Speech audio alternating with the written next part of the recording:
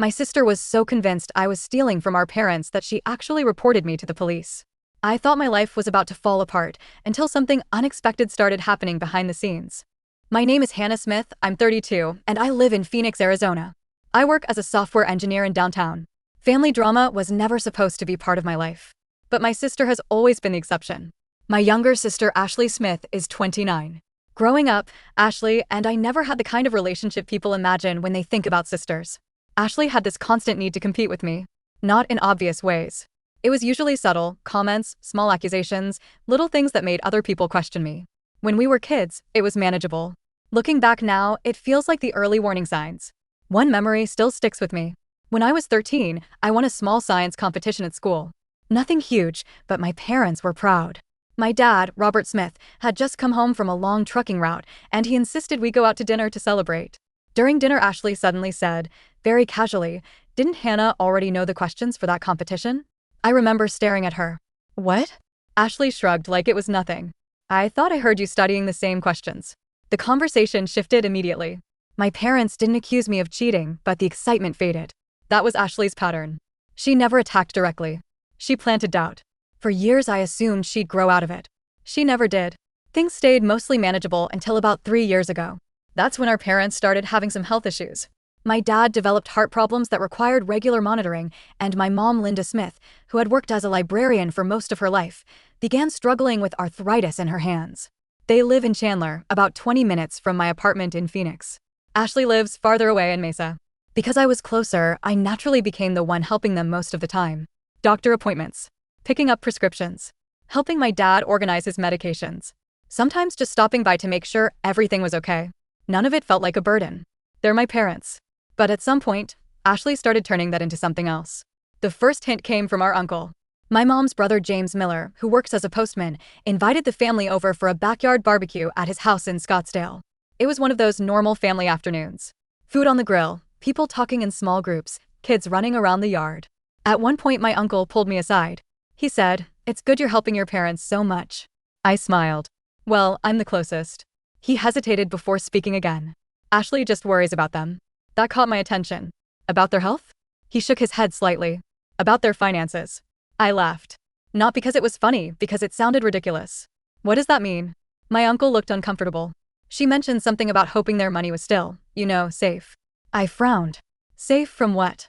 He shrugged. "I don't know. She just worries." I brushed it off at the time. Ashley had always been dramatic. But a few weeks later, something happened that made it harder to ignore. One evening my mom called me. Her voice sounded hesitant, almost nervous. "Hannah, can I ask you something?" "Of course." There was a long pause. Then she asked, "Did you move any money from our savings account?"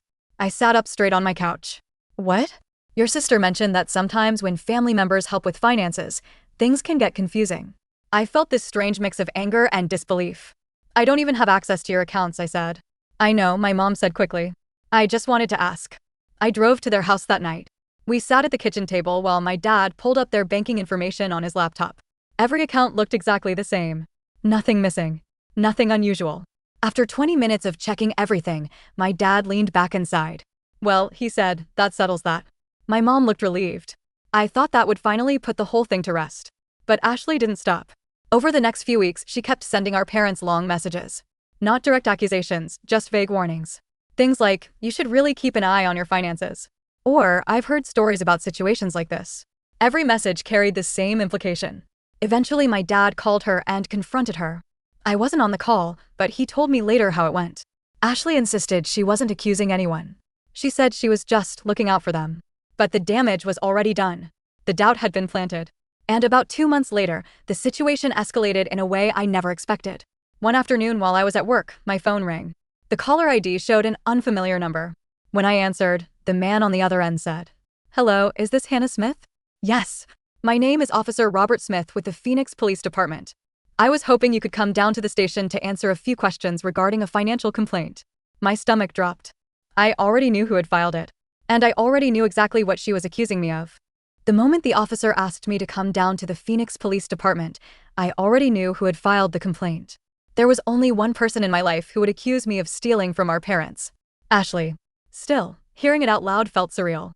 I sat at my desk for a few seconds after the call ended, staring at my computer screen while lines of code blurred together. My coworker Daniel Carter, who worked as a web designer on the same team, noticed I had gone completely still. "You okay?" he asked. I forced a small shrug. "Yeah, just family stuff." I didn't explain further. Honestly, I wasn't even sure how to explain it. "Hey, sorry," I said a moment later, standing up. "I need to step out for a bit." The drive to the police station felt longer than it actually was. Phoenix traffic crawled along the highway while my mind kept replaying the same thought. Did Ashley really go this far? Sibling arguments were one thing. Family gossip was another. But filing a police report? That was something else entirely. The Phoenix Police Department building looked exactly like every police station you've ever seen in a movie: gray, quiet, and strangely intimidating. Inside, everything smelled faintly like old coffee and cleaning supplies. A woman at the front desk asked my name and told me to take a seat. About 5 minutes later, a tall man in his early 40s walked out and called my name. "Hannah Smith." I stood up. "That's me." He extended a hand.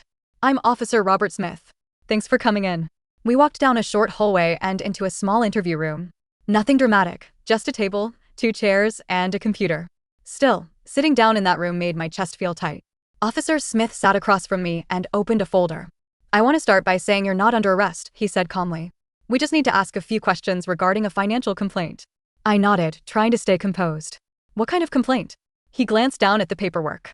"A report was filed claiming that you may have been withdrawing money from your parents' bank accounts without their permission." There it was. Hearing it said out loud made my stomach twist.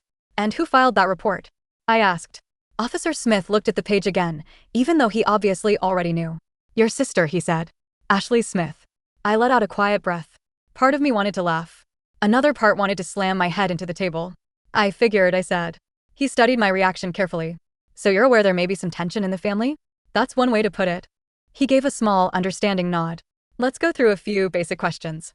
The interview itself lasted about 30 minutes. He asked whether I had access to my parents' accounts. I told him no. He asked if I had ever transferred money for them. I explained that the most I'd done was help my dad set up online banking on his laptop. He asked if I had ever asked them for large sums of money. Again, no. At one point, he turned the computer screen slightly so I could see it. "These are the accounts your sister mentioned," he said. "Savings, retirement, and a checking account." I recognized them immediately. "My dad manages all of those," I said. "I've never even logged into them." He typed something into the computer and nodded. "That matches what we've been able to verify so far." I blinked. "Wait, you already checked?" "Yes." That surprised me. "Your sister provided some documentation," he continued. "But so far we haven't seen any evidence of unauthorized withdrawals." The way he said it made it clear he had already suspected the complaint might not hold up. "So why am I here?" I asked. "Because once a report is filed, we still have to follow up." I leaned back in the chair, exhausted. "I understand." After a few more routine questions, he closed the folder. "Based on what we've reviewed so far, there's no indication that any money is missing," he said. "But if anything changes, we may reach out again." That was it. 30 minutes of humiliation because my sister decided to accuse me of something that wasn't even possible. Walking out of the police station felt strangely unreal. The Arizona sun hit my face, and for a moment, I just stood there in the parking lot, trying to process everything. Then I pulled out my phone and called Ashley. She answered on the 3rd ring. "What?" she said immediately. No hello. No greeting. Just irritation. "Did you report me to the police?" I asked. There was a brief pause. Then she said, "I didn't report you." I filed a concern. I actually laughed. "You accused me of stealing from Mom and Dad." I said there were suspicious circumstances. "There are no suspicious circumstances," I said, trying to keep my voice steady. "You know I don't even have access to their accounts." "Well, if you didn't do anything wrong," she replied coolly, "then you shouldn't have anything to worry about." The calmness in her voice made my anger spike. "You had the police call me," I said. "I'm protecting our parents." "No," I said. "You're trying to make me look like a criminal." She sighed dramatically. "Hannah, you're overreacting." That sentence ended the conversation. I hung up. Over the next few weeks, I tried to move on. My parents were furious when they found out what Ashley had done. My dad called her and told her she had crossed a line. Ashley insisted she was just being cautious. "She's paranoid," my dad told me during one of my visits. "I know," I said. But something about the situation still bothered me. Ashley had submitted documents to the police. What kind of documents? And why had she been so confident about the accusation? I didn't have answers. At least not yet. Then about a month later, my phone rang again. The caller ID showed a number I recognized. Phoenix Police Department. When I answered, the same voice spoke. "Hello, Hannah. This is Officer Robert Smith again." My stomach tightened. Did something happen? I asked. There was a short pause before he responded. Yes, he said. We actually had a few more questions. This time, about your sister. When Officer Robert Smith said he had questions about my sister, my first reaction was confusion. My sister? I asked. Yes, he said. Do you have time to stop by the station again? The tone in his voice was calm, but there was something different this time. Less formal. Almost cautious. Am I in trouble? I asked. No, he replied quickly. You're not in trouble. We just need clarification on a few things. That answer didn't exactly make me feel better. Still, curiosity got the better of me. I can come by after work, I said. That would be fine. The second visit to the Phoenix Police Department felt very different from the first. The first time, I walked in feeling like a suspect. This time, I walked in feeling like someone who had been pulled into something strange. Officer Robert Smith met me near the front desk again and led me to the same small interview room. Once we sat down, he didn't immediately open a folder like before. Instead, he asked a simple question. What do you know about your sister's finances? The question caught me off guard. Honestly? Not much, I said. She works as a store manager at a home decor store in Mesa, right? That's what she told us. And outside of that? Does she run any kind of business? I shook my head. Not that I know of. Officer Smith nodded slowly, like he was mentally checking something off. Then he turned his laptop toward me again. During the complaint your sister filed, she provided several documents she claimed showed suspicious activity involving your parents' accounts. I leaned forward slightly. Okay, some of those documents included financial summaries. And when our department reviewed them, a few things didn't line up. I frowned. What do you mean? He tapped the keyboard and a spreadsheet appeared on the screen. These records appear to include numbers connected to a retail account. Retail account? Yes. It took me a second to process what he was saying. You mean her job? That's what we're trying to determine. He looked back at me. Do you know if your sister has access to any store financial reports? I guess she might, I said slowly. She's the manager. Right. He leaned back slightly. The issue is that some of the documentation she submitted contains numbers that don't match the official banking data we were able to verify. My brain was struggling to keep up. So, what does that mean? It means the documents she provided may not be accurate. That sentence hung in the air for a moment. Then he added something that made everything even stranger. And while reviewing those discrepancies, we noticed some financial records connected to your sister that raised additional questions. I blinked. Wait, what? He didn't elaborate immediately. Instead, he asked another question. How often do you talk to your sister? Not much lately, I admitted. Especially after what happened. Have you noticed any recent financial problems she might be having? No, I said. But honestly, we're not close enough for her to tell me that kind of thing. He nodded again. That's understandable. For the next 15 minutes, he asked a few more general questions about Ashley. Where she worked. How long she'd been at the store. Whether she handled any financial responsibilities. I answered what I could, which honestly wasn't much. Eventually, he closed the laptop. Thanks for coming in again, he said. Am I allowed to ask what's going on? I said carefully. He hesitated. Then he gave a careful response. Right now, we're just reviewing some inconsistencies in documentation. Inconsistencies connected to my sister? Yes. And that has something to do with the complaint she filed about me? It came up during that process. That answer was vague, but it was enough to tell me something had shifted. A month earlier, I had been the one sitting in that chair being questioned. Now the questions were about Ashley. Driving home that night felt surreal. I kept replaying the conversation in my head. Ashley had tried to accuse me of stealing money. But the paperwork she submitted had apparently raised questions about her own finances. I didn't know exactly what that meant. But I knew Ashley well enough to suspect she wouldn't handle it calmly. The next day I decided to call my parents. My dad answered. Hey kiddo, he said. Hey dad. We talked for a few minutes about normal things before I carefully asked, have you talked to Ashley recently? There was a short pause. Not much, he said. Why? I was just wondering. Well, she hasn't been answering my calls, he added. That was unusual. Ashley normally called our parents at least once a week. Maybe she's busy, I suggested. Maybe. But something in his voice told me he didn't believe that. Over the next couple of weeks, Ashley seemed to disappear. She stopped showing up for family dinners. She didn't respond to texts. Even my mom started noticing. One evening when I stopped by their house, my mom said quietly, your sister hasn't called in almost 2 weeks. That's strange, I said. My dad frowned from his chair. Last time I spoke to her, she sounded stressed. About what? I asked. He shook his head. She didn't say. I had a feeling I knew the answer. But I didn't say anything. At that point, I still didn't know exactly what kind of trouble Ashley might be in. Only that something was clearly going wrong. And about a week later, I finally got confirmation. Because Officer Robert Smith called me again. This time, his voice sounded much more serious. When Officer Robert Smith called again, I could tell immediately that something had changed. His tone was more serious than before. "Hannah," he said, "do you have a moment to talk?" "Yeah," I said, stepping out of the office hallway so my coworkers wouldn't overhear. "What's going on?" There was a brief pause.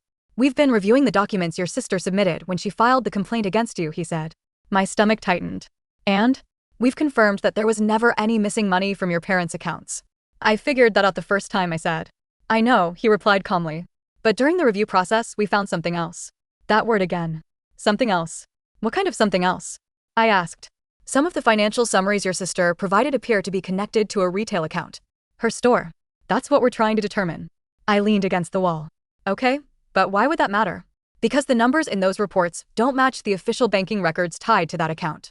I didn't say anything for a moment. "You're saying the documents she gave you are wrong?" "They appear to be inconsistent," he said carefully. "And what does that mean for me?" "It means the complaint against you has been closed." I let out a breath I didn't realize I'd been holding. "So that's it?" "As far as the accusation against you, yes." Relief washed over me, but it was quickly replaced by a strange feeling of unease. "What about Ashley?" I asked. He hesitated. "Right now we're reviewing the discrepancies tied to those documents." "So she's the one being investigated now?" "We're looking into the records," he said. That was the most he was willing to say. After the call ended, I sat at my desk for a long time pretending to work. My brain kept replaying the conversation. Ashley had tried to accuse me of stealing from our parents. But somehow the documents she submitted had created problems for her instead. I didn't know exactly what kind of problems. But the situation had clearly flipped. And I had done absolutely nothing to make that happen. A few days later, I stopped by my parents' house in Chandler. My dad was sitting in his usual chair in the living room, watching the news. My mom was in the kitchen trying to open a jar, struggling with her arthritis. I walked in and helped her with it. "Thank you," she said, smiling. "Anytime." After a few minutes of small talk, my dad asked the question I had been expecting. "Did you ever hear anything else from the police?" I hesitated. Then I told them the truth. They closed the complaint. My mom immediately looked relieved. "I knew this whole thing was ridiculous," she said. My dad nodded slowly. "Your sister should never have done that." There was a moment of silence. Then my mom asked the question we were all thinking. "What about Ashley?" I kept my answer vague. "They said they noticed some inconsistencies in the paperwork she submitted." My dad frowned. "Inconsistencies?" "Numbers that didn't match their records." He leaned back in his chair, thinking. Ashley had always been impulsive. But getting the police involved in family drama was a whole different level. "Have you talked to her?" he asked. "No," I said. "Neither have we," my mom added quietly. That didn't surprise me. Ashley tended to disappear whenever she felt cornered. Over the next few weeks, things became noticeably quieter. Ashley stopped calling our parents. She didn't respond to family messages. Even our Uncle James Miller mentioned that she had ignored an invitation to another family barbecue. It was strange. Ashley usually loved family gatherings, mostly because they gave her opportunities to complain about people. Now she was completely absent. One evening my mom called me sounding worried. "Hannah," she said, "have you heard from your sister?" "No. She finally texted me today." "What did she say?" My mom paused. "She said she's dealing with some financial issues and needs time to figure things out." I felt a strange mix of emotions hearing that. Part of me felt bad. Ashley was still my sister. But another part of me couldn't ignore the obvious. She had tried to ruin my reputation. She had tried to convince our parents I was stealing from them. She had even involved the police. And now something in her own financial situation was unraveling. About a week later, Officer Robert Smith called one last time. "Hannah," he said, "I just wanted to follow up with you." "About Ashley?" "Yes." He spoke carefully. "The discrepancies we found appear to involve financial reporting connected to her workplace." My eyebrows raised. "The store she manages?" "That's correct." "What kind of discrepancies?" "Some revenue records appear to have been reported incorrectly." "So she messed up the numbers?" "That's one way to describe it." I sat quietly for a moment. "And all of this came up because of the complaint she filed about me?" "Yes." That single word carried a strange weight. Ashley had started the investigation. But she had accidentally directed attention toward herself. After that call, I didn't hear anything else from the police. But the change in Ashley was obvious. She stopped appearing at family holidays. She stopped responding to group chats. It was like she had slowly removed herself from the entire family. And months later, when she finally sent me a message, it was only one sentence. "I guess everything worked out for you." I stared at the text for a long time. Not because it hurt, but because it felt so familiar. Ashley still believed the story she had created. In her mind, I had somehow won, even though I had never been competing with her in the first place. The message from Ashley sat on my phone for a long time. "I guess everything worked out for you." That was it. No apology. No explanation. Just that one sentence. It was so typical of her that I almost laughed. Ashley had always framed everything like some kind of competition. If something good happened to me, it meant she had somehow lost. If something bad happened to her, it had to be someone else's fault. Even now, after everything, she still believed I had won. I never replied. Not because I wanted revenge. I just didn't know what there was left to say. Over the next few months, the distance between Ashley and the rest of the family became permanent. Thanksgiving came first. Usually our holidays were loud and crowded. My uncle James Miller would bring too much food, my cousin Daniel Miller would argue about football with my dad, and my mom would keep reminding everyone to sit down before the food got cold. That year, Ashley's chair stayed empty. At one point my mom glanced toward the hallway like she expected Ashley to walk in late. She didn't. No one said much about it during dinner. But the silence was noticeable. After we finished eating, my dad leaned back in his chair and sighed. "I never thought things would end up like this," he said quietly. My mom didn't respond. She just started collecting plates. A few weeks later, I stopped by their house again to help my dad with a doctor appointment. While we were sitting at the kitchen table afterward, my mom mentioned Ashley again. "She called me last week," she said. "What did she say?" I asked. "She's been dealing with some issues at work." I waited. My mom continued slowly. "The store she manages is doing some kind of internal audit." I raised an eyebrow. That sounded suspiciously similar to what Officer Robert Smith had hinted at. "Is she in trouble?" I asked. "She didn't say that," my mom replied carefully. "But she sounded stressed." My dad shook his head. "I still don't understand why she did what she did." Neither did I. Or maybe I did. Ashley had always needed someone to blame for the things that went wrong in her life. And for most of our lives, that person had been me. Eventually, small pieces of information started reaching the family. Not from Ashley directly. From other people. My uncle James mentioned that Ashley's store had been reviewing financial reports for the past year. Apparently, there had been discrepancies in how some revenue numbers were recorded. Nothing dramatic, no huge scandal or anything like that. But enough inconsistencies to raise questions. And once those questions started, the situation snowballed. All because Ashley had submitted financial summaries when she filed the complaint against me. Summaries that didn't match the actual records. The police hadn't gone looking for problems in her finances. She had accidentally pointed them there herself. One evening about 2 months later, I ran into Officer Robert Smith again. Not at the station. At a coffee shop near downtown Phoenix. I recognized him when he walked in. He recognized me too. "Hannah," he said, walking over. "Officer Smith." He smiled slightly. "You can call me Robert when we're not in an interview room." I laughed. "Fair enough." We talked for a few minutes about normal things. Then I asked the question I had been quietly wondering about for months. "Did everything get resolved with my sister?" He hesitated. "Let's just say the situation was reviewed." "That sounds very official." "It is." "So she didn't go to jail or anything?" I asked. He shook his head. "No." That honestly made me feel better. Despite everything, I didn't want Ashley's life completely destroyed. "She's dealing with some consequences," he added. "What kind of consequences?" "Financial ones." That was all he said. And, honestly, that was enough. After that conversation, I stopped thinking about the situation as much. Life slowly went back to normal. Work. Weekends. Helping my parents when they needed it. Ashley remained distant from everyone. She still talked to my mom occasionally, but the rest of us rarely heard from her. The strange part was how peaceful things felt without the constant tension. For most of my life, I had grown used to Ashley creating conflict. Little accusations. Small rumors. Arguments that never really made sense. Without that constant pressure, family gatherings felt calmer. Quieter. Almost normal. A few months ago, I saw Ashley for the first time in nearly a year. It happened unexpectedly. I was leaving a grocery store when I spotted her in the parking lot. For a second, we just stared at each other. She looked tired. Not older exactly, just worn down. Neither of us spoke right away. Finally, she said, "Mom told me you've been helping them a lot." "I live closer," I said. She nodded. There was another long pause. Then she said something that surprised me. I didn't think it would go that far. I knew exactly what she meant. "You reported me to the police," I said. "I thought something was wrong," she muttered. "You thought I was stealing from them." She didn't answer. Instead, she looked away toward the parking lot. For a moment, it almost felt like she might apologize. But she didn't. Ashley had never been good at admitting she was wrong. After a few seconds, she just said, "Well, things are complicated right now." I didn't ask what that meant. We both knew. When she finally walked away, I sat in my car for a while thinking about everything that had happened. Ashley had tried to destroy my reputation. She had convinced people I was taking advantage of our parents. She had even involved the police. And in the end, the investigation she started ended up exposing her own problems instead. I never reported her. I never tried to get revenge. I didn't have to. Sometimes people create their own consequences. The strange thing is, even now I still feel a little guilty about how everything turned out. Not because I did anything wrong, but because she's still my sister. And I still wonder sometimes if things could have been different. If I had handled things another way. If I should try to repair our relationship someday. But then I remember sitting in that police station being questioned about stealing from my own parents. And I can't help thinking the same thing every time. If she hadn't tried to destroy my life, none of this would have happened. So I guess the real question is this. Am I wrong for feeling like whatever consequences she's dealing with now are mostly her own fault?